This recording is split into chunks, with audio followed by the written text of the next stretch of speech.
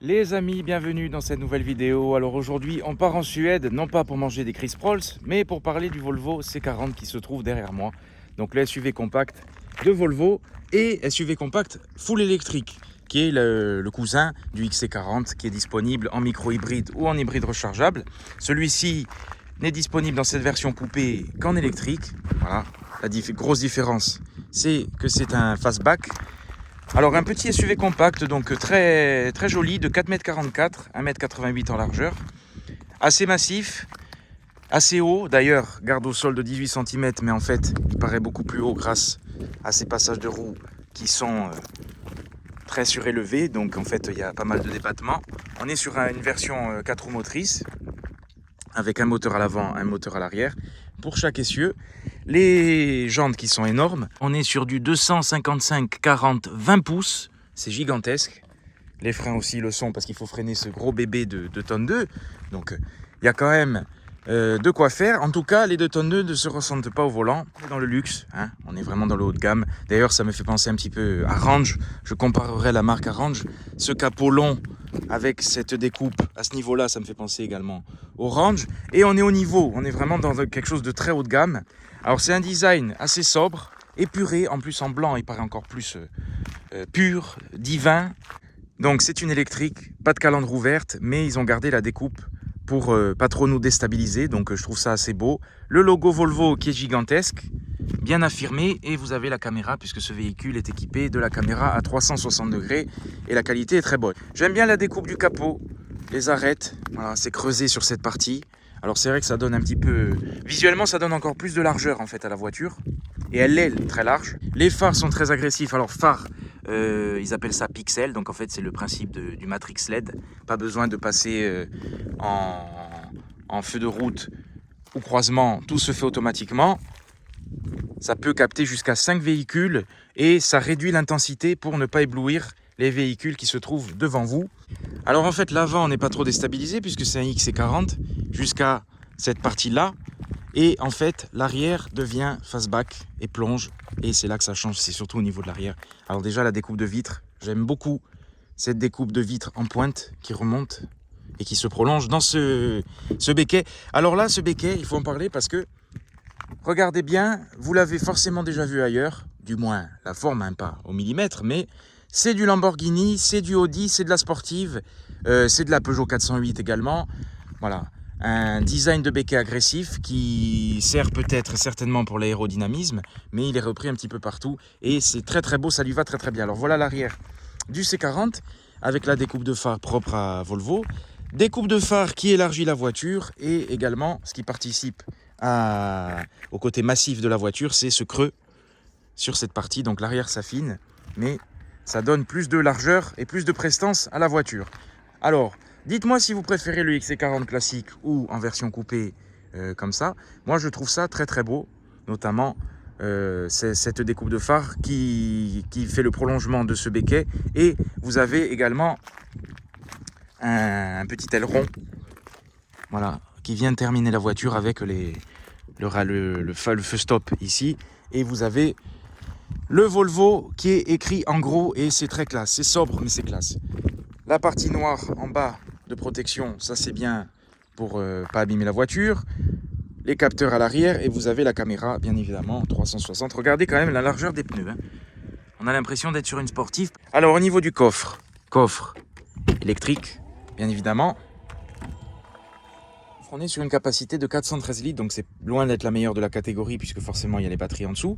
Trappe à ski, ça c'est pratique. Vous avez un tapis pour protéger le coffre et vous avez un emplacement en dessous pour ranger, pour cacher des choses. C'est bien, c'est pas le plus grand, mais en tout cas visuellement, ça paraît limite plus que 413 litres, mais je trouve ça tout à fait suffisant au quotidien. Et pour fermer, vous avez le bouton ici. Toujours attention de ne pas taper dedans, hein, parce que celui-là, il paraît très lourd, il fait vraiment mal. Alors, une petite astuce pour ouvrir le coffre, vous pouvez donner un coup de pied à la voiture. Voilà. Alors, si vous êtes énervé, vous pouvez taper, vous allez abîmer la voiture, tant pis. Mais c'est très bien, vous n'avez pas à glisser comme ça, vous avez juste à donner un coup de pied, mais il ne faut pas donner trop fort pour ne pas taper la voiture. Et voilà. C'est simple, c'est pratique, quand vous arrivez les mains chargées. Alors, on est sur la version 408 chevaux. Oui, vous avez bien entendu, c'est pas une sportive, mais c'est très très performant.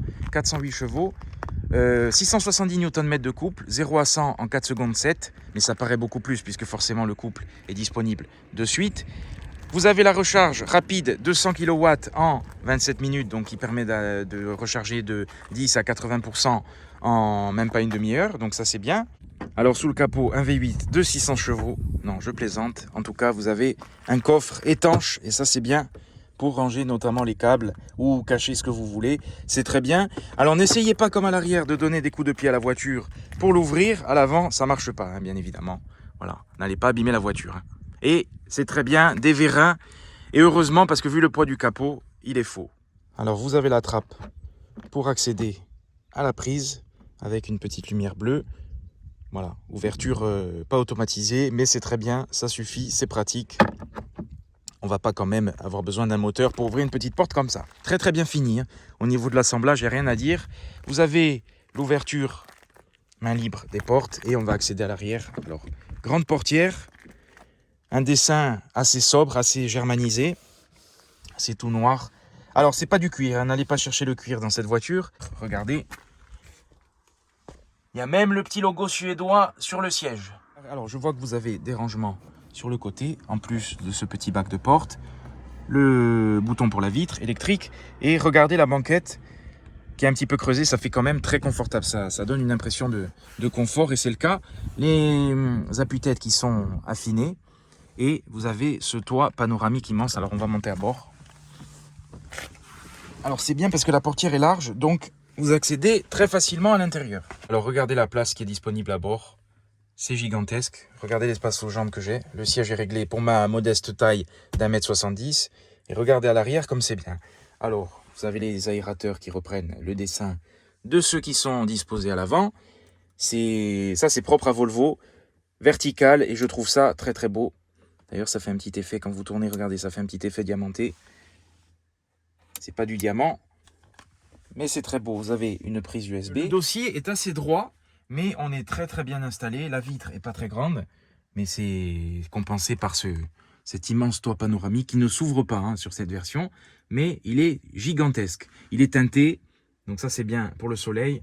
Il y a encore le petit plastique de protection parce que cette voiture est neuve, donc on va le laisser. 2 aumônières et un dessin très classe. Voilà, c'est ça que j'aime chez Volvo, c'est que c'est sobre, c'est classe. Ça n'en fait pas plus qu'il ne faut, mais ça respire la qualité et c'est le cas et c'est vraiment très confortable. Alors on est sur un tissu Microtech, ils appellent ça comme ça.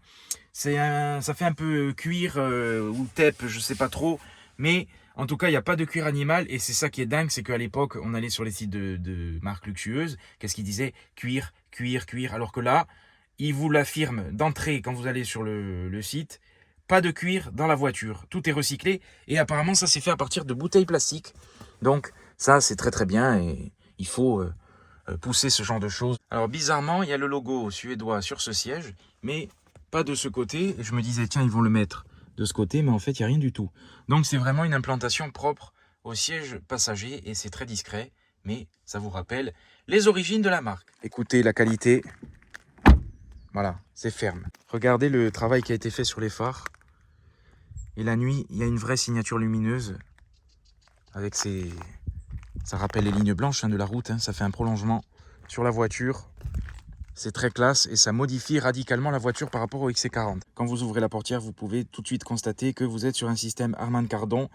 On est dans le luxe, 600 watts, 13 haut-parleurs, la sonorité est incroyable, d'autant plus que c'est une électrique, donc on est dans le silence. Quand vous mettez de la musique classique, c'est bien insonorisé, c'est un voyage incroyable. Alors vous pouvez remarquer que cette voiture dispose des sièges électriques pour le passager et pour le conducteur. On est sur la version haut de gamme du C40. Alors on est sur un siège qui visuellement donne une impression de confort. C'est le cas, c'est très confortable, on n'est pas au summum du confort, mais en tout cas, c'est quelque chose de très très confortable, on est sur un très bon niveau. Vous avez en plus la possibilité de rallonger l'assise. Là, c'est moelleux sur cette partie, un peu plus ferme sur le côté pour le maintien. En tout cas, le maintien est excellent et il le faut parce qu'avec 408 chevaux, ça pousse. Là, vous avez ce petit liseré blanc qui termine le siège et l'appui-tête. Ça ressemble à un passepoil, enfin ça fait un petit peu passepoil, mais c'est pas le cas. 3 surpiqûres blanches, ça aussi, c'est très beau. Alors, une fois à bord de ce C40, vous allez vous poser la question, comment le démarrer? Parce qu'il n'y a pas 2 boutons. Vous avez une clé main libre qui est très élégante. C'est du Volvo. Et comment faire pour démarrer la voiture? Alors en fait, c'est très simple. Heureusement qu'ils me l'ont expliqué, hein, parce que bon. En fait, il suffit d'appuyer sur le frein et de tirer le levier sur D ou sur R, si vous voulez. Faire une marche arrière. Le P pour stopper la voiture. C'est tout. Le frein électrique se met en route tout seul. Et il n'y a pas d'autre chose à faire. Elle se coupe toute seule. Il n'y a pas besoin d'appuyer sur un bouton pour couper la voiture. Donc ça, c'est vraiment pas mal. Ça simplifie les choses. Et du coup, quand vous démarrez la voiture, vous tirez le levier. Il n'y a pas de loquet hein, pour déverrouiller le levier. Et ça y est, la voiture est démarrée. Alors, ce qui est bien, c'est quand vous relâchez le frein, elle ne démarre pas. Elle ne roule pas toute seule. Il y a le système One Pedal, je vais vous en parler. Alors, au niveau des rangements, vous avez cette grande partie qui accueille la recharge par induction. C'est dommage qu'il n'y ait pas un volet pour fermer ce bloc, mais c'est pas gênant. Et en tout cas, ça vous fait un grand rangement. Vous avez, j'ai cru que c'était un cendrier à la base, mais bon, c'est fini ce temps-là. C'est une petite ouverture qui permet, je pense, de bloquer un téléphone. Le levier qui est très esthétique, d'ailleurs qui est ouvert. Le bouton P pour stopper la voiture. 2 porte-gobelets. Vous avez cette grande partie qui est en piano black, donc c'est dommage, ça prendra les traces de doigts, mais en tout cas, ça fait le rappel avec le tour de l'écran qui est également en piano black et ses aérateurs verticaux propres à Volvo qui sont vraiment très élégants. Regardez, on est sur un design sobre, mais vraiment très très classe. Ensuite, vous avez un grand rangement à ce niveau-là, un grand bac, et ça c'est bien parce que vous avez également un rangement ici qui permet également de mettre un téléphone ou de passer, je crois que c'est pour passer des câbles également, donc ça c'est bien. Vous avez un volant à la prise en main excellente. On est sur une branche qui n'est pas fine comme chez Mazda, mais qui n'est pas épaisse comme chez BM. On est sur l'entre-deux, avec ce petit retour pour la prise en main. C'est très très agréable. Partie en alu, les boutons qui sont grands et avec un petit peu soft touch, un motif un petit peu soft touch. Le centre du volant qui est carré, ça c'est bien. Ça change un petit peu et puis c'est beau. Volant 3 branches avec cette partie en alu. Donc le volant est vraiment bien, la prise en main est excellente. On est sur quelque chose, il n'y a rien qui craque à l'intérieur, tout fait qualité. On est sur du plastique moussé qui est ferme. Et vous avez cette partie centrale qui accueille l'écran et qui est tournée vers le conducteur. Chez Volvo, on est encore tourné vers le conducteur et ça c'est bien. Avec le Harman Kardon, voilà. Système audio excellent. Alors ce qui est bien chez Volvo, je suis monté à bord, j'ai apprécié parce que on a l'impression d'être sur une voiture conventionnelle, comme on a toujours connu, je pense notamment à ceux qui aiment le thermique comme moi. Là, on n'est pas dépaysé parce que vous avez un cockpit virtuel et vous avez un écran qui est parfaitement intégré et qui est tourné vers le conducteur. Il n'y a pas ces grands écrans de 24 pouces ou 25, enfin plus, ces tablettes immenses qui surplombent la console centrale. Là, au moins, on est sur quelque chose de classe et c'est très bien. Pourquoi les autres ne font pas comme ça? Là, au moins, on n'est pas dépaysé. On a un écran vertical et un écran qui est très bien d'ailleurs, tactile. Il y a encore des boutons avec ici un bouton physique qui permet de revenir à ce menu d'accueil. Vous avez une barre chromée qui accueille les boutons de radio. Ça, c'est bien d'avoir laissé un gros bouton. Alors, c'est pratique parce qu'il y a un bouton play pause. Voilà. Quand vous voulez couper la radio, pas besoin d'aller chercher ou baisser le volume au maximum. Vous appuyez sur pause et puis c'est terminé. Vous avez les boutons de désembuage et le warning. On voit que chez Volvo, on est dans la sécurité. Bon, la marque, vous le savez, Volvo, ce sont des pionniers de la sécurité. C'est eux qui ont inventé la ceinture, l'airbag latéral et j'en passe. Tous les systèmes qui sont démocratisés dans les voitures aujourd'hui au niveau de la sécurité, Volvo est passé par là. Voilà, il faut le savoir. Et ça, c'est tout bête, mais le warning, il est placé à gauche. Il n'est pas là. Voilà, sur certaines voitures, il est vraiment placé où il trouve un endroit. Là, on voit que il est très proche du conducteur et il tombe sous la main. Ça, c'est bien. Alors, au niveau de la clim, vous avez les réglages qui restent affichés en bas de page. Ça, c'est bien. Vous appuyez dessus et vous pouvez accéder à la page pour régler tout ce qu'il faut au niveau de la température. Donc, la puissance, la température. Et quand vous appuyez en bas, la page s'estompe. Alors, vous avez les sièges chauffants. Il suffit d'appuyer dessus. Volant chauffant et siège chauffant. C'est très bien. On est sur le haut de gamme. Ensuite, une fois que ça s'est effacé, voilà la page d'accueil de la voiture. Donc, écran vertical, c'est assez original. Et surtout, il est bien intégré, je le redis. C'est pas comme la tablette chez Tesla. Il y en a qui aiment, hein, chacun ses goûts. Mais en tout cas, moi, je préfère cette intégration conventionnelle. C'est beaucoup plus classe, beaucoup plus élégant qu'un iPad posé sur la console centrale. Vous avez Google Maps, la radio, réglage de téléphone, Apple CarPlay, Android Auto. Et vous avez l'autonomie, les réglages électriques de la voiture, voilà, optimisation de l'autonomie. Alors, on est sur une voiture qui propose jusqu'à 580 km d'autonomie. Après, il ne faut pas mettre la clim, il faut rouler soft avec 408 chevaux. c'est difficile, mais en tout cas, je l'ai depuis hier et l'autonomie estimée est, d'ailleurs on le voit, parce que c'était 350 km et voilà, j'ai roulé exactement cette distance, donc voilà, c'est pas faux, on est sur des vrais chiffres, voilà, c'est pas usurpé, c'est très très bien, l'autonomie est tout à fait correcte et tout à fait convenable, d'ailleurs l'autonomie n'est plus le problème de l'électrique aujourd'hui, c'est en train de s'effacer totalement. Donc ensuite, pour revenir au menu, vous avez soit ces carrés qui vous donnent plus de détails, soit le bouton physique. Quand vous appuyez sur les carrés, vous avez YouTube, Google Maps, Driving Journal. Ça, c'est bien. Si vous voulez aller voir les vidéos de JBM 167, vous pouvez aller sur la chaîne YouTube à l'arrêt, hein, parce qu'en roulant, ça, vous ne pouvez plus accéder à YouTube. Sécurité oblige. On est chez Volvo quand même. Hein, donc voilà. Mais pour accéder à la chaîne JBM 167 et vous abonner, voilà, vous avez accès, même dans ce Volvo, et l'écran est quand même d'une bonne qualité. Hein, c'est bien. Hein, on est sur un ordinateur et voilà. Plus d'une centaine de vidéos déjà disponibles sur la chaîne. Ensuite, vous avez lecteur média, radio, CarPlay, Android Auto également, Google Assistant, et je cherche à descendre, mais il n'y a pas besoin.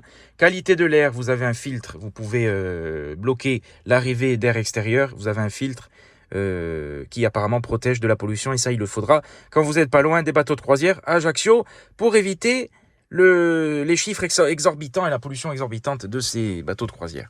Donc, là, on est sur une bonne qualité, forcément. Hein, on est en Suède.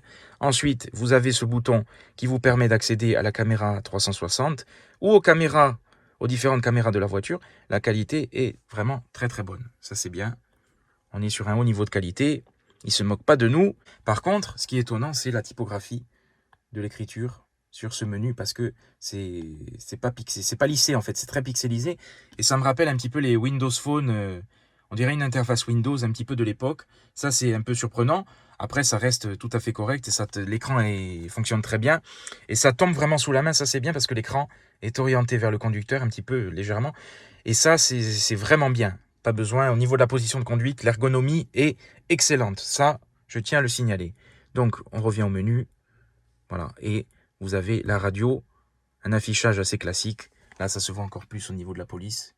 Voilà. Alors certainement qu'il y aura des mises à jour à l'avenir et que Volvo améliorera au niveau de l'esthétique ce système.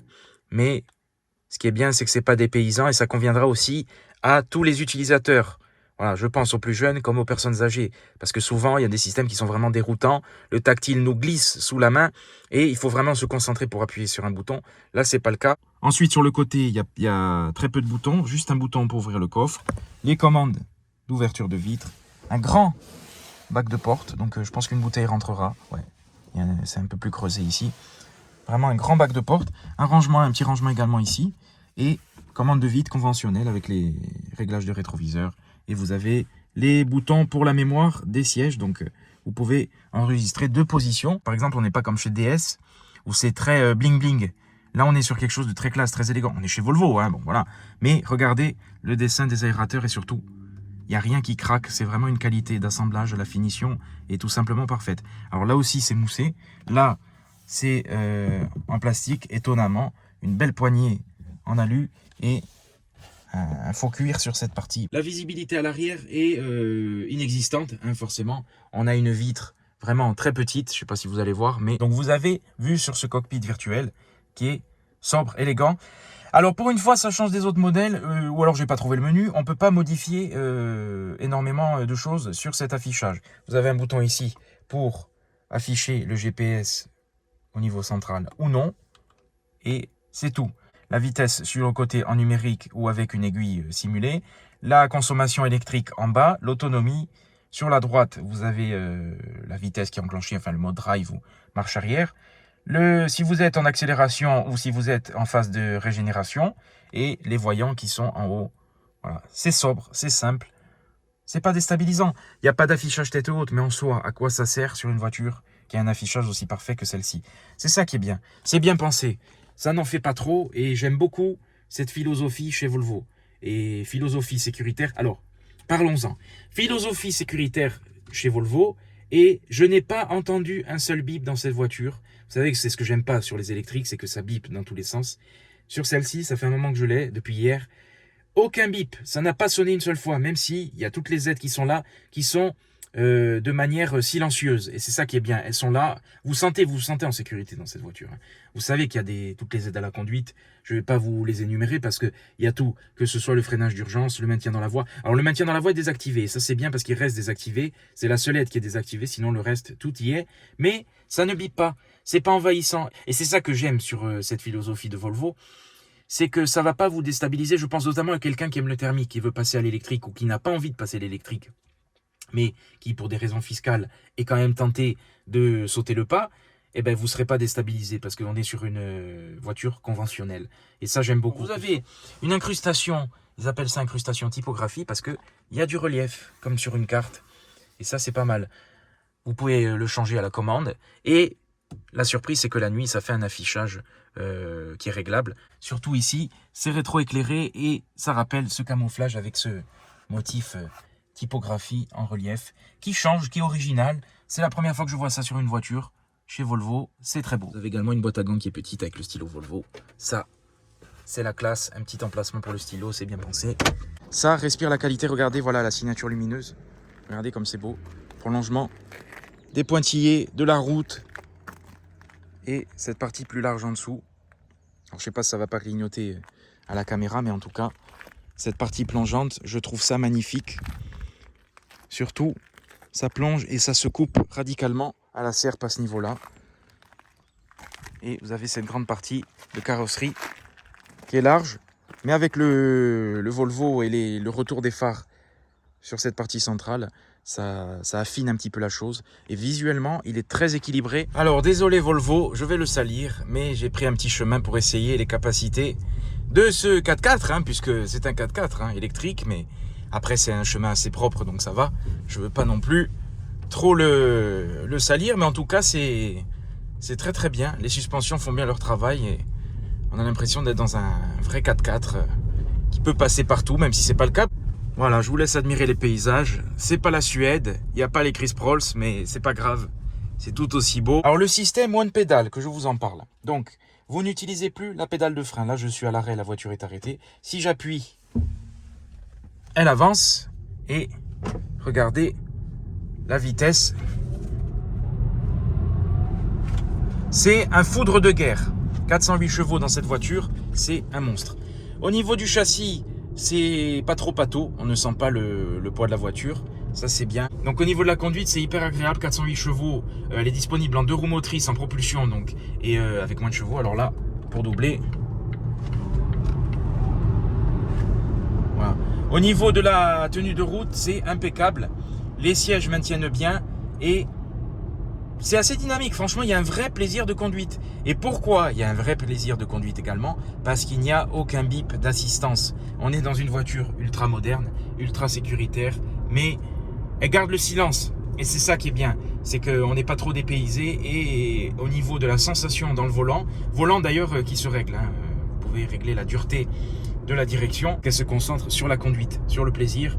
Et il y a un réel plaisir au volant de ce Volvo. Alors le système One Pedal, c'est très bien parce que vous ne touchez plus à la pédale de frein. En fait, c'est une régénération au relâchement de la pédale. Donc la voiture a un frein moteur très puissant. Donc c'est vrai qu'au début, les premiers tours de roue ont été déstabilisants parce qu'elle freine vraiment fort si vous relâchez l'accélérateur. Donc il faudra en fait garder tout le temps le pied sur l'accélérateur et doser votre accélération. Et si vous relâchez, vous voyez ici, là je relâche un peu la pédale et elle ralentit. Et c'est ça qui est bien. C'est très apaisant et ça va au bout de l'électrique puisque quitte à ne plus avoir d'embrayage, autant ne plus utiliser la pédale de frein. On n'est pas dans le sport, on est dans le dynamisme. Vraiment, on est dans quelque chose de, regardez, ça pousse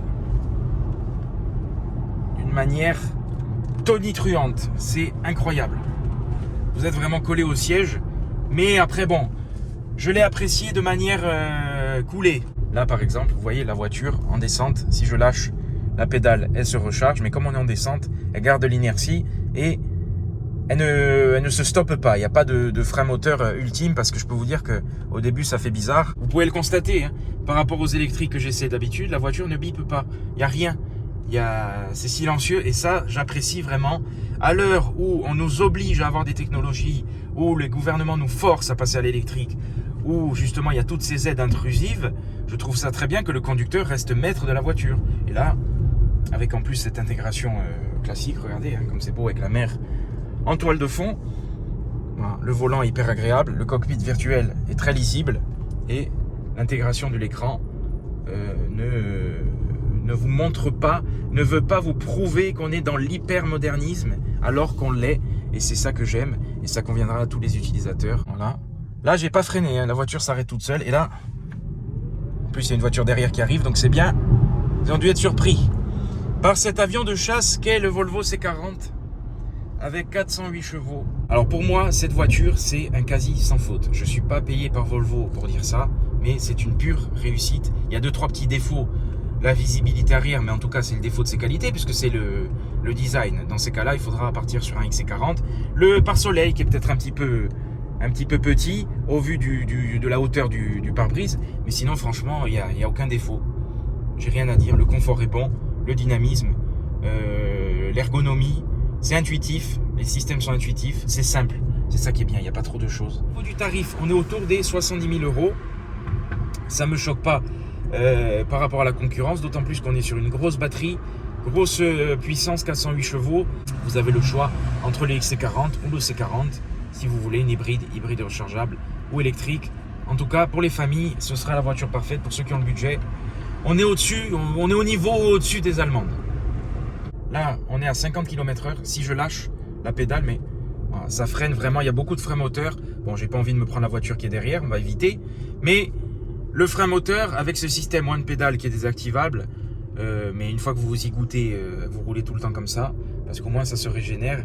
Et ça marche bien la régénération, parce que j'ai gagné pas mal d'autonomie par rapport à hier. J'ai beaucoup roulé. On est dans le luxe. Ah ben tiens, parce que je parle de Volvo. C'est beau. C'est beau, on en voit de plus en plus. Le succès, bon, c'est normal. On est dans le luxe, on est dans la qualité. Il suffit de passer le cap et de découvrir Volvo. Moi, j'ai fait mon baptême et je peux vous dire que je suis agréablement, pas agréablement surpris parce que je m'y attendais, agréablement convaincu, notamment avec ces aides à la conduite silencieuses. Et ça, ça n'a pas de prix. Vraiment, c'est exceptionnel. Donc voilà les amis, n'hésitez pas à liker, partager, vous abonner, activer la cloche, toutes ces choses qui vous prendront 5 secondes mais qui compteront beaucoup pour moi et pour faire grandir la communauté. Donc je compte sur vous. Un immense merci à Volvo Ajaccio et à Marc pour ce prêt. Et il y aura d'autres modèles, ben voilà, un C40 qui est à la charge.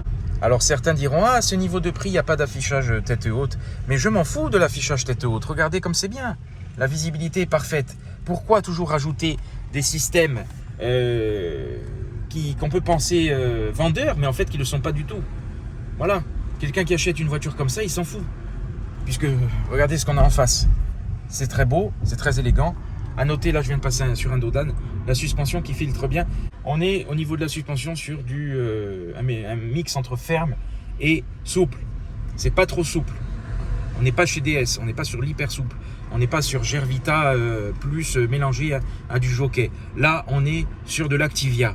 Voilà, on est sur du Bifidus. On est sur quelque chose de... On est sur du bio. Je ne sais pas comment expliquer, mais on a une impression de zen. Ben, c'est scandinave. Voilà, c'est scandinave. J'ai eu aucun problème à manœuvrer. Et j'ai rapidement pris mes marques. Une fois que j'ai appris à utiliser le système One Pedal. Et voilà, en ville. Regardez, on est quand même assis assez haut.